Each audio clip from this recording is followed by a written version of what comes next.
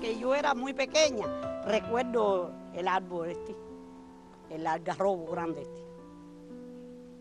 Mis hijos son muy buenos recuerdos.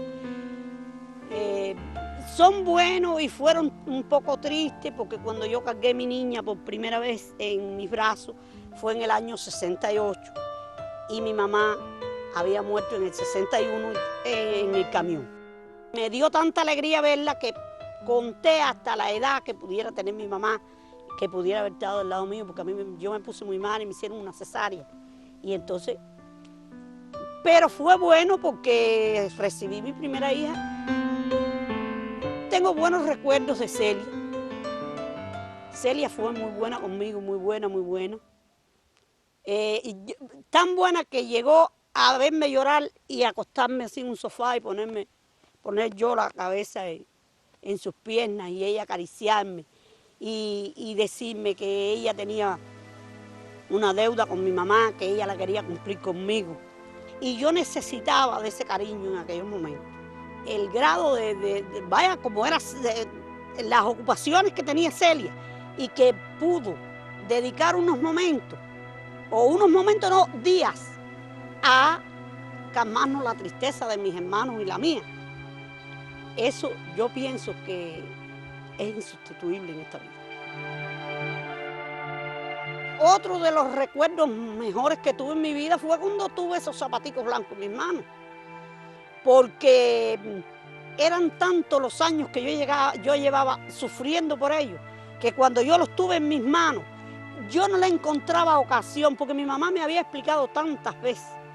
Mira, Nemita, aquí en la Ciénaga, tú estos zapatos, ¿cómo tú te vas a comprar un par de zapatos blancos? Eso es para caminar por las aceras, por el pueblo. Era verdad, yo vivía 1 kilómetro del batey donde podía lucir los zapatos. Luego, cuando ella me los dio, yo los vi tan lindos, me gustaba tanto, que yo era la que no le encontraba ocasión de ponerme. Eso fue un sueño. Sí, no, seguro. Mira,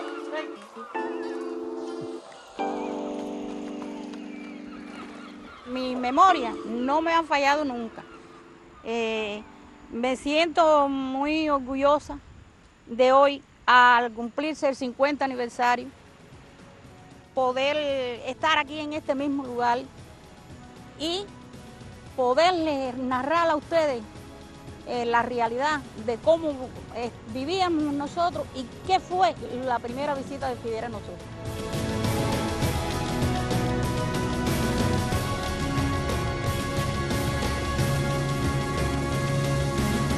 Desde el triunfo de la revolución, Cuba, los dirigentes cubanos sabían que la Organización de Estados Americanos siempre iba a responder a los intereses de Estados Unidos. Por eso Cuba llevó su denuncia ante las Naciones Unidas del inicio, digamos, de la operación, como colofón de la operación subversiva que ya la dirección de la revolución venía percibiendo desde meses antes. El canciller Raúl Roa ya había mostrado sus dotes que le habían provocado que se conociese como el canciller de la dignidad. Pero en ONU brilló con luz propia al más alto nivel al poder demostrar que la justificación presentada en ONU por el representante diplomático de Estados Unidos era una falsedad. Podríamos decir que ese hombre fue en primer lugar engañado por su propia administración.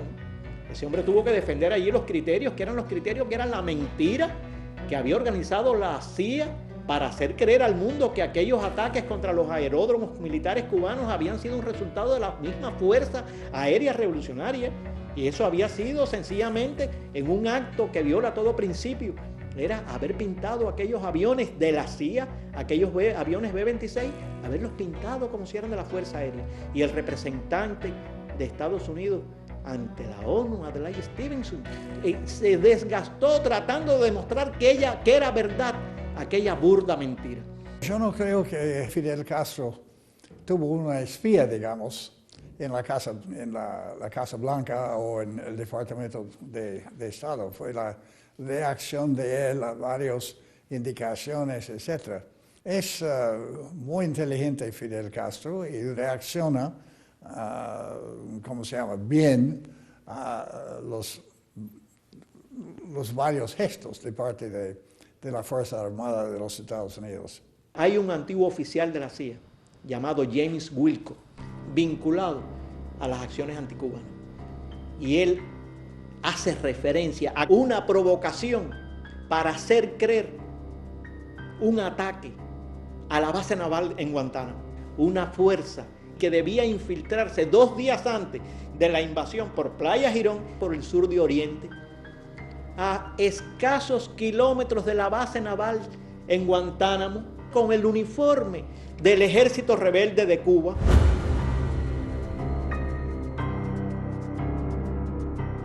En su conjunto, aquella operación subversiva había tenido acciones de asesinatos de jóvenes brigadistas, de creación de bandas de bandidos en las montañas, de introducción de armas explosivos por nuestras costas, de entrenamiento de una fuerza paramilitar en el exterior, de planes de atentado contra el comandante en jefe, de guerra económica, de medidas diplomáticas de diverso tipo. Y ese componente paramilitar concluiría, daría el punto final a aquella operación para el derrocamiento de la revolución. Lo más importante es que en la propuesta de J. Saikin del 11 de diciembre de 1959 se mencionaba que la tarea más importante para acabar con la revolución era la eliminación del comandante en jefe. Se mencionan otros 2 líderes revolucionarios. Se menciona al entonces comandante Raúl Castro y al comandante Ernesto Che Guevara. La CIA se puso en contacto con la mafia de Estados Unidos de inmediato. Y ya desde el otoño de aquel año, comenzaron los planes de asesinato del comandante en jefe. El jefe de la CIA, que trabaja sobre Latinoamérica, que este plot no va a tener éxito sin el asesinato de Fidel Castro, Raúl Castro y Che Guevara.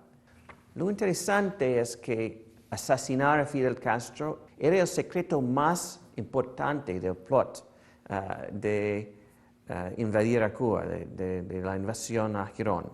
Había un plot especial que está paralelo a la invasión y llegó los fondos de este plot para asesinar a Fidel, para cortar la cabeza de la revolución, ¿no? Y crear un caos para crear una condición más fácil para éxito de la invasión. Tan secreto que, para empezar, aún no pasaron los detalles al jefe de la invasión, un tipo que se llama Jacob Esterline. Esterline me dijo, en mi entrevista con él, de los detalles de este plot de asesinar a Fidel Castro. Me dijo, ellos llegaron a mí, me pidieron $200,000 y ellos quieren de presupuesto tanto dinero, un cheque cada mes. Yo dije, yo no puedo pasar estos cheques tan grandes sin saber de qué se trata. Me dijo, bueno, tú no tienes un nivel suficiente alto en la CIA para saber estos detalles encubiertos, estos detalles secretos.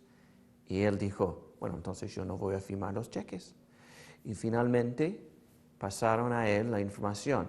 Este dinero es para pagar a los mafiosos a poner una pastilla de veneno en el helado o algo de la comida de Fidel Castro.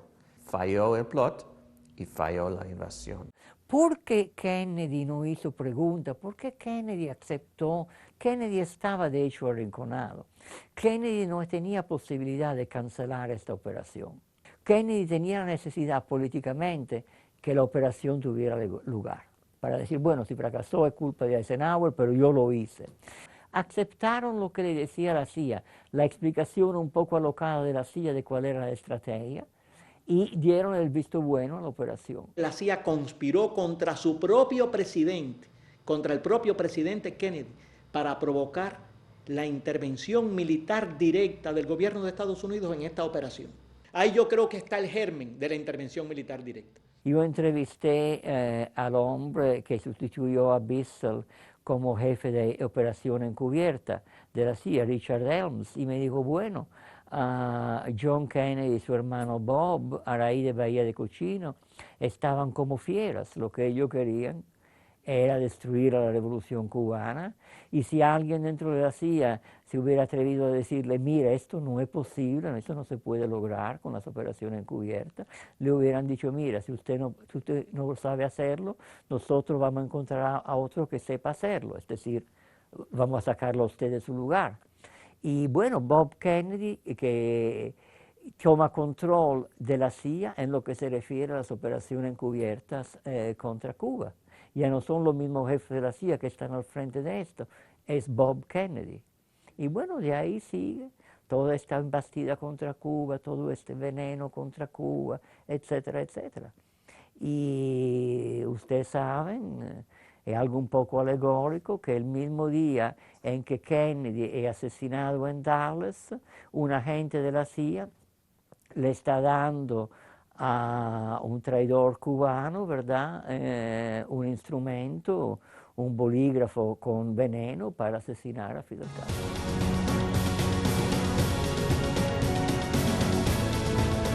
Que lo que no pueden perdonarnos los imperialistas es que estemos aquí. Lo que no pueden perdonarnos los imperialistas es la dignidad, la entereza, el valor, la firmeza ideológica, el espíritu de sacrificio y el espíritu revolucionario. Y que hayamos hecho una revolución socialista en las propias narices de los Estados Unidos. Y que esa revolución socialista la defendemos con esos fusiles.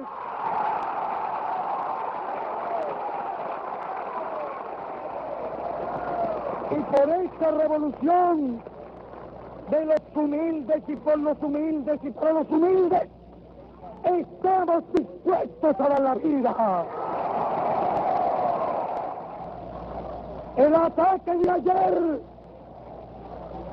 fue el preludio de la agresión de los mercenarios.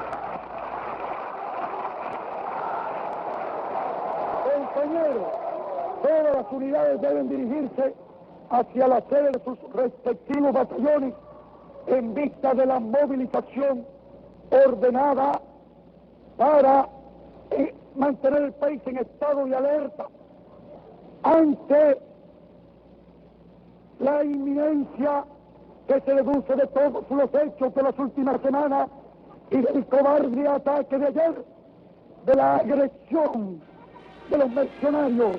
Marchemos a las casas de los milicianos, formemos los batallones y pongámonos a salir al frente al enemigo con el himno nacional.